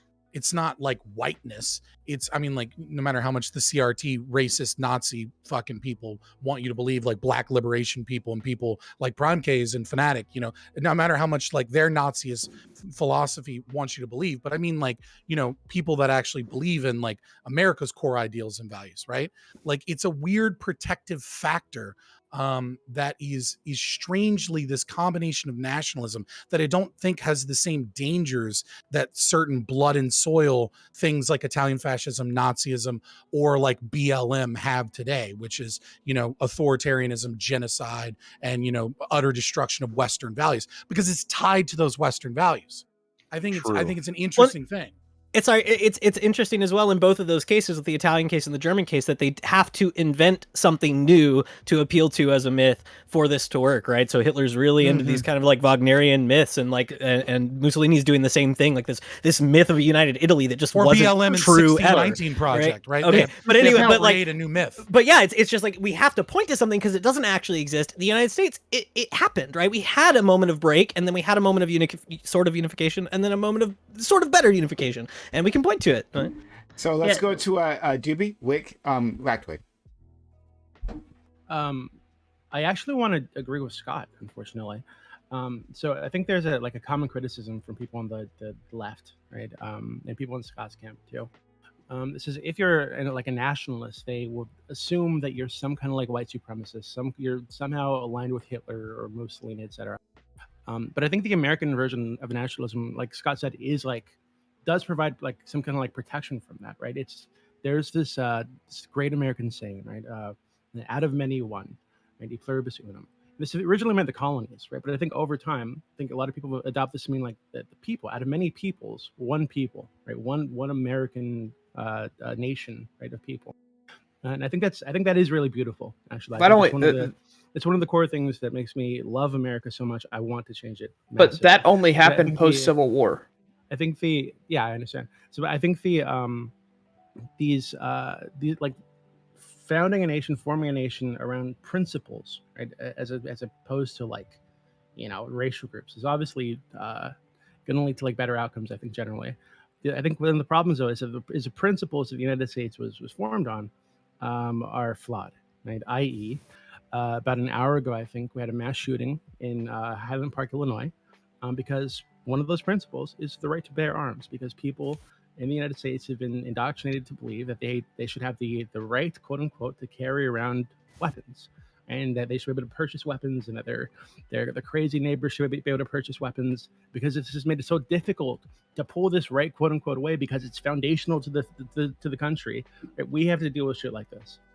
Right? So that's my issue. Right? So it's not that I dislike the United States. I love the United States. I love the people. Right? I think that we can be better. Let's go to Wick and then Lactoid. Yeah, I don't think anyone would disagree with you when they say that we can be better. Even the most hardcore America lover, right, would agree that there are things that are problems. There are threats to this country. There are issues that we're dealing with, right? No, the issues, the threats have changed, and if you ask 10 different people, you'll get 10 different ideas of what the major threats are. But at the end of the day, no one disagrees that we can build this better, right? And this is like, look, I do want to address 2 points here. One, the first point, I want to talk about the mythologizing that Eucharist hinted at and things like that. This is how people operate. They've operated throughout all of time. We are a storytelling people. We tell stories about who we are, and it's used to kind of build communities. and to even otherize enemies, or to make friends with enemies too. We could use these stories for powerful reasons. We could take the mythologizing. Sorry, it's hard to speak with the two thing here, but the mythologizing of our past can be a bad thing if it's used improperly, but it could be an excellent thing if we grab onto those bits of it that are pure and true and good. Right, and we need to. Frederick Douglass did that, and I think we can do that again today. When it comes to what Doobie was saying, and I'll address this real quick. Like, look, if we want to make changes, the only way to do that is going to have any lasting effect is through democracy. And I know you hate democracy, but it's the only way forward that doesn't involve extreme violence or tyranny. Okay, so Doobie, you can respond, and then we'll go to Lactoid, and then Wick. Sorry, excuse me, Chris. I think you had your hand up. Yeah, so go ahead. Well, I think your democracy is the reason there's a question as to whether or not women in most of the United States will have the ability to get abortions soon. I think that your democracy is the reason we can't get rid of these toys that people are murdering people with, like happened about an hour ago. Prime, I just want to say to you, so he is a rapper. You're going to hear that he's a rapper that did this, but he is white, so don't worry. Can I respond real quick to that though, just very briefly? Like, our democracy is the only reason women got the right to vote in the first place. Our democracy is the reason we have the Civil Rights Act. Our democracy is the reason we've had so much progress. So yes, you can point to instances where it's hurt us, but I can point to far more where it's done more good for people than it has less. Okay. Yeah, so I think we're just going to disagree about what progress is. Just real quick, democracy is tyranny. Lactoid the Eucharist. Yeah, I don't want to beat a dead horse too much, but yeah, I look. I'm a citizen of both Sweden and the United States, and the reason I'm a citizen of Sweden is because ethnically I'm Swedish, right? That country defines citizenship as a sort of ethnic basis. The United States doesn't. The United States bases it on a set of ideals and principles, and so on that idea, I think Scott is right that American nationalism is different. It's not. I mean, I agree with you, despite like some people's attempts to try to tie a nationalistic fervor to race, which I think is problematic, right? Foundationally, America isn't necessarily that, right? It's a more of an allegiance to a set of principles.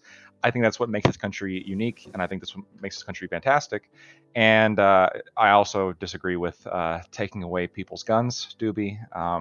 I don't know where that came from. So yeah, we're definitely special. It's not like we're Japan, right? Like, like in America, you can come here and have children, and just the sheer fact that the children are born here, they're American. But in Japan, right, I can go marry a Japanese woman. I can become a citizen of Japan, like pseudo citizen, like gain permanent status, marry a Japanese woman, have a child, and my child is still not a Japanese citizen because that child is not Japanese enough, and they don't have the same rights as would someone that was born to two Japanese parents, because Japan is, one of many liberal democracies that is also an ethno-nationalist state.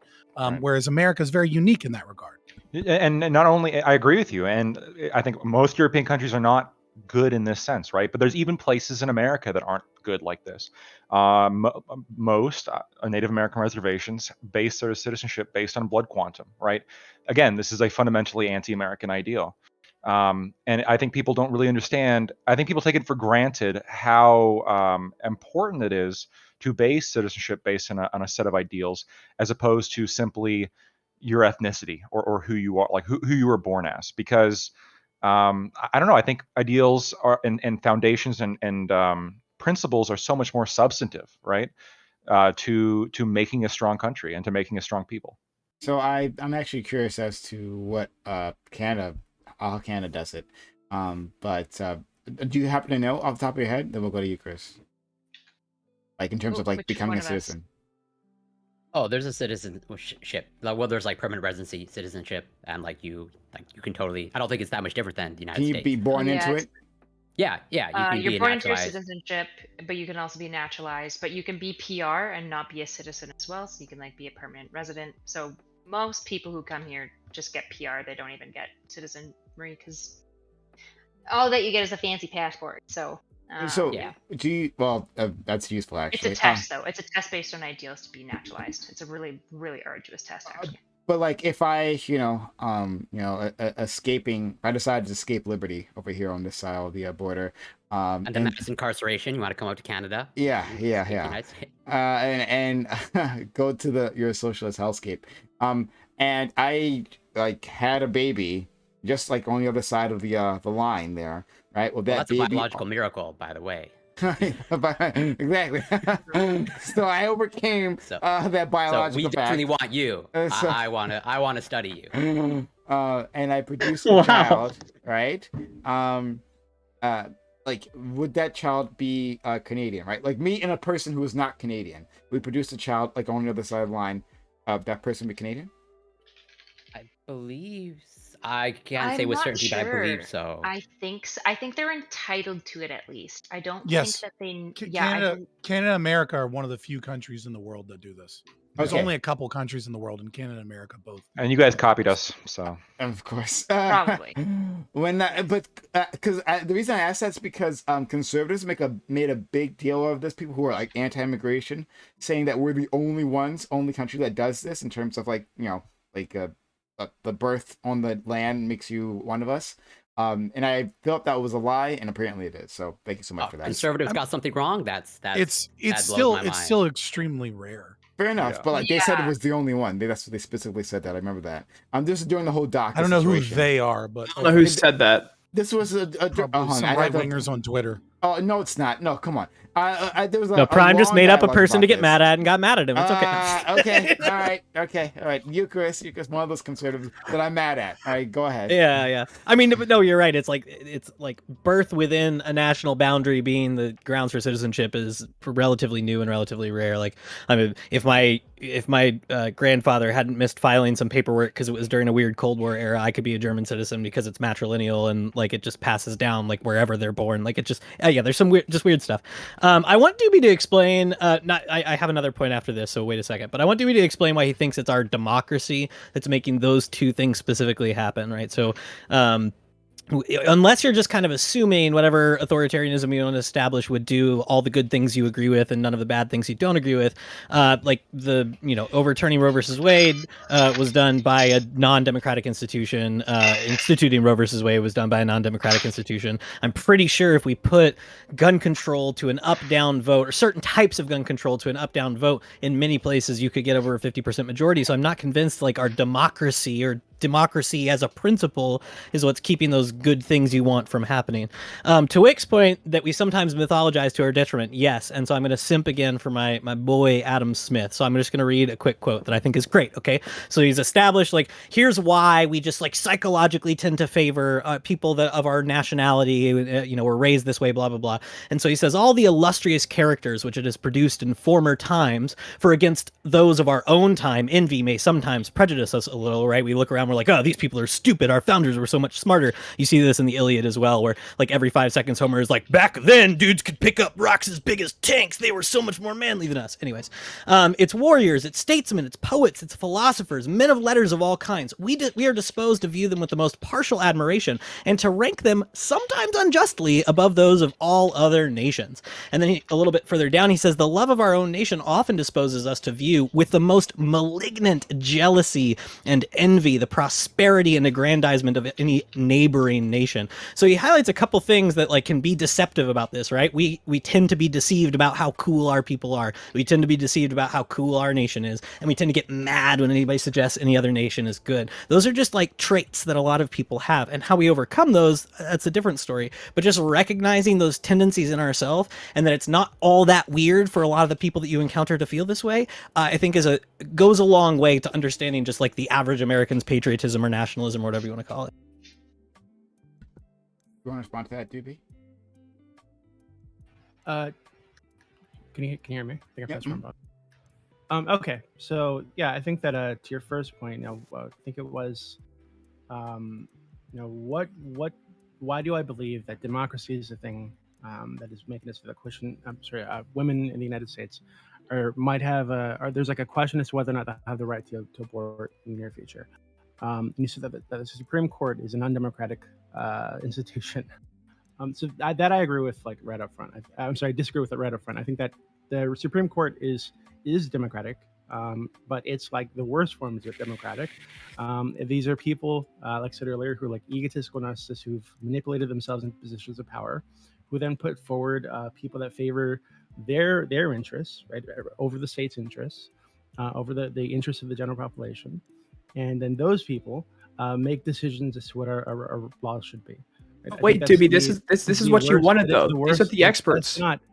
They're not experts. The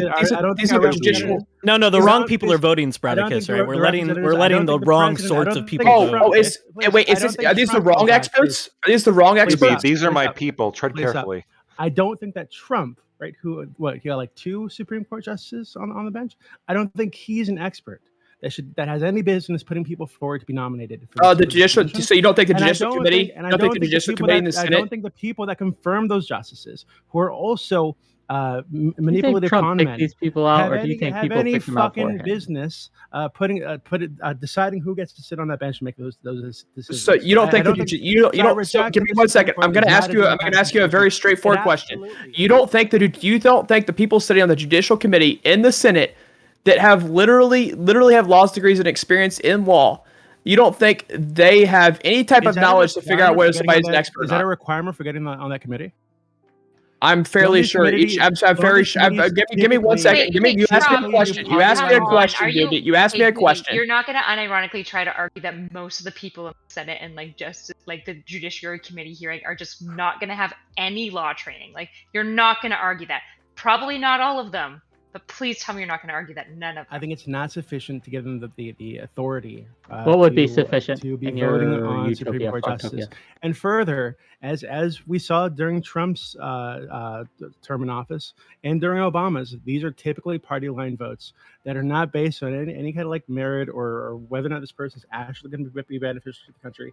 It's what the leadership of the Republican Party wants. It's what Trump wants. It's what Obama wants. It's what the leadership of the Democrat Party wants, which is why they were able to fuck over Obama's nominations and get 2 of Trump's in. I want to say real quick. Party line. I want to say real quick. And all these real quick. This is a facts. This is a facts moment. The founding fathers absolutely agree with Doobie on this, right? This is why the 17th Amendment was created, to bring more democracy into the Senate. The original foundation of our Constitution was that the Senate was not meant to be elected. It's not supposed to be an elected body. What it is the states are supposed to choose learned and expertise men, or presumably possibly women, though I'm sure they didn't give a fuck back then. No women. You know what I mean? Right. And the idea was that the states would pick people that would maintain states' rights and that would represent the interests of the elite and the political class, and would do things like pick good Supreme Court justice and be learned and knowledgeable people, not people that were voted by popular vote from stupid, people exercising their right to vote. And it was in 1913. Yeah, you're absolutely right about that. And I just want to say, if you're arguing against Doobie on that specific point, you're arguing against the founding fathers. You're absolutely right about that. And Electoral College itself is the whole concept of that. Lines up with what Doobie is saying. And what was the other thing? Oh yeah, property owners being the only ones to vote originally. So and further, but we changed that for good reason. Yeah, I know, but he's talking about. Okay, well, Doobie, we could respond on Lactoid, and Wick, right? So, separate from that, right, the Supreme Court not being a democratic institution, which is ridiculous. The more educated you are, right, the more likely you are to have the correct position on abortion in the United States, right? So that's a pretty good predictor whether or not you're going to make the right decision. I need to introduce you to Julia Galiff. I don't know Julia. I'm sure she's a nice woman. Is she cute? She truly is a magical woman. But more importantly, if you look at studies of scientific literacy and then opinions, as people become more scientifically literate, depending on various opinions that they hold, whether they're liberal or conservative, they become more confident and extreme in their positions, not more right. So if you have a conservative who's also highly scientifically educated, who's already opposed to climate change, they're going to be more confident, even though they're scientifically literate. So the idea that the more educated they're going to come to the right answer is fucking insane. Yeah, the data shows that the more educated you are on a topic, the more likely you are to have divergent views. Like, more information, more education does not lead to a consensus.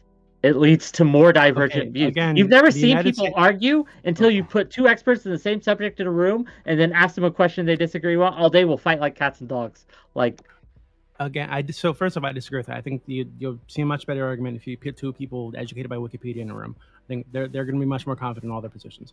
But further, I think that what I said, right, is in the United States currently, by what we know, if we look at the polls on the topic, of the data on the topic, right, being more educated currently is a much better indicator that you're going to have the correct position, what I think is a correct position on the topic of abortion. So it only matters So if what we you didn't think have is the correct position. The uneducated Christian mouth breathers in this country, stripping away the rights of women because God said that you can't murder babies, right? Then hey, we wouldn't have this fucking problem. I've never brought up my religion or used my, I'm I've never just brought up my telling you, religion you or don't used need my to- religion the as a science- a like- basis to apply my opinions on abortion. This is the issue, right? Is we think that like the more educated you are, magically protected from motivated thinking, and the reality is that like Brittany Simon says it best. Like, what more educated you I think are, you're- Okay. Is cutting out for me? Yeah, only, or- you've been cutting For out. me too. I'm not. Sorry. Yeah, choke up on the Are mic you- a little I bit. don't think you're using the right mic. So check on that. I definitely am, but No, because we could hear my you. Discord gate. We could is too hear high. you like pouring cereal, whatever the fuck, in the other room. So I'm pretty sure you're using your headphone mic. Yeah, we could hear that. So Maybe her yeah, mic's that good. It might be. So let's go to Lactoid. Okay. Doobie. I'm gonna have to stand up and defend my profession, the judicial branch of the U.S. government. Look, I think that you have somewhat of a contradictory opinion here, right? The judiciary branch is one of the few solid checks that we have on mob power in this country. Now, it's not as though, I know it may seem as though, but it's not as though, oh, the Republicans get into power, they pick the Republican judge, right? What it is there's actually, like, under the surface, when you look into this, right, there are established judicial philosophies that exist that are not necessarily related to partisan beliefs. And I agree with you that the outcomes of some of these judicial philosophies tend to be more in line with what certain partisans want, which is why there may be something of an alignment there. That being said, the Supreme Court, the Supreme Court didn't take away the right to abortion because they believe God ordained it. They made the correct call in terms of an analysis of the actual case of Roe and the actual the legal history of that case and the purpose of democracy going forward. And the Supreme Court is one of the few institutions that bases that rationale on the ideas of principle, on the ideas of process, as opposed to Congress, which is raw partisanship, which is how it should be, right? Congress should be raw partisan, but judicial philosophy should not be. So I'm a little bit disappointed that you have so little faith in our judicial system, which I think is a great system. And in fact, us having an independent judiciary is one of the gems that I think makes America fantastic, and one of the reasons why I'm celebrating the 4th of July this year. like So I think you misunderstood me. So I'm going to assume that the Supreme Court itself are like religious nutbags who did this because Sky Daddy told them to. I'm saying the not Supreme true. Court. I'm saying that, first off, the country is full of those people who can vote, unfortunately. But what I'm saying the Supreme Court is a bunch of people been put into positions of power, maybe very qualified people. But the fact is, they've been put into this position by people who typically vote on party lines to push for the agenda of their party, right? And not the agenda of the American people. So you think you think they made a decision, then pulled shit out their ass to try and make up a decision and write the I think when the Republicans voted in Kavanaugh, who's probably a rapist, and they did this along party lines, I think this is an indication that the confirmation process is corrupt. The philosophy is sound, right? The originalist philosophy, the Dobbs decision, like when you read through it, it makes sense. Like from a judicial framework, it makes sense. It is a sound judicial position. They didn't just say Sky Daddy told us to fucking go after the women. That's not what happened. I right? understand that's not what the Supreme Court did, right? I'm not saying Stop I disagree with taking the bait, Lactoid. I'm not He's saying just I'm not memeing. saying that I disagree Dude, with he their doesn't position. make Last serious right now. arguments. Bullying a Right. drunk God. man. It's I'm very not unfair. saying I'm think not it's saying that I anything. disagree with the position that the You're Supreme just- Court. I'm sorry, the decision the Supreme Court made based on the current law or the law that they're Doobie, interpreting, I right? love you. That's not what I'm saying.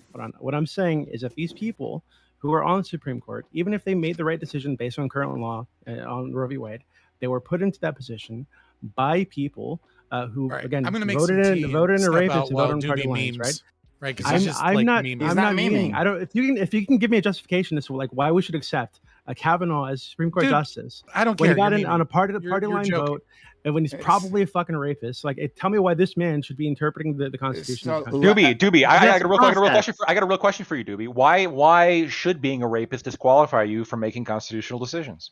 I think if you violate someone else's autonomy that way, you should be executed and not put into a position of power over a woman. Or okay. anybody. Oh, And base what- Doobie. It Okay, I'll doesn't agree say, with it that. doesn't say anything about like is- your actual like constitutional reasoning, right? All it says is that maybe It's not you're about like constitutional maybe you're a reasoning. piece of shit personally. Like Scott just Yeah, I talked think- about I how think Martin he Luther has- King like was a piece of shit personally. That doesn't I think mean it the says something about message his is anything. character. That doesn't mean the message And is I anything don't want different, somebody right? with the character of a rapist to be making these Look, kind of decisions. death of an artist. There's so many important No. people in history that did horrible things. And by the way, you have no.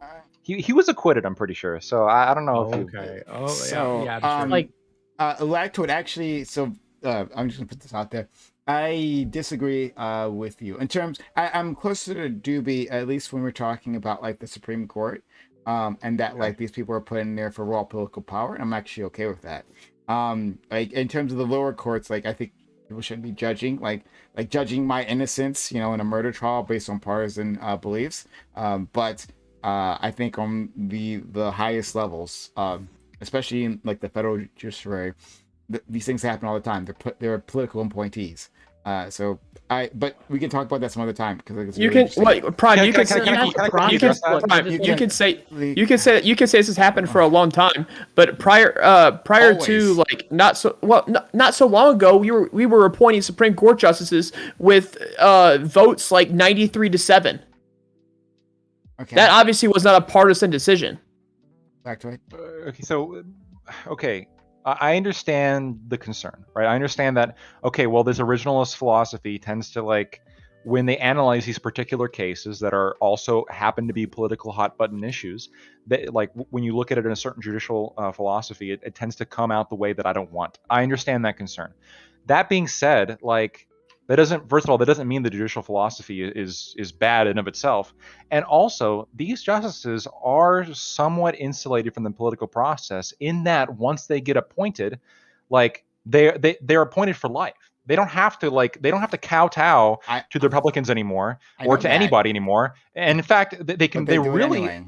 Well, no, they don't have. But hold on. So you're saying they do it anyway? I don't think that's true. I think what they do is they have this judicial philosophy that they on principled basis adhere to, and when they're no longer in That's danger of having that like why removed from them politically, they were rule in it. Picked. That's why they were picked. So because they had do you not? judicial philosophy.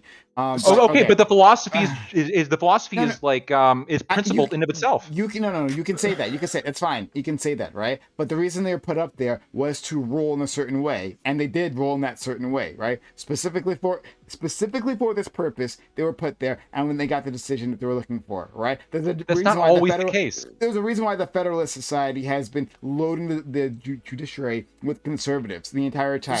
So- Not because Okay. like, hey, randomly, these people have all their own thoughts and ideas, right? And they're all complete unique snowflakes that we're putting out there, and who knows what they're going to do, right? Who knows what they're going to think? No, they put for a very specific kind of individual, and those and they have succeeded completely. So shout out to them. Let me respond to that. Wait, one second. So, Okay, I'm not trying to steel man you, but No, I just want to. So, speaking as a former vice president of a Federalist Society chapter, Of course, you know, you are. when we took a look at this, when we were like taking a look at the certain like judicial reasonings here, you're wrong, right? Scalia ruled against the conservative agenda constantly. Gorsuch rules against the conservative agenda constantly. There was go back a year.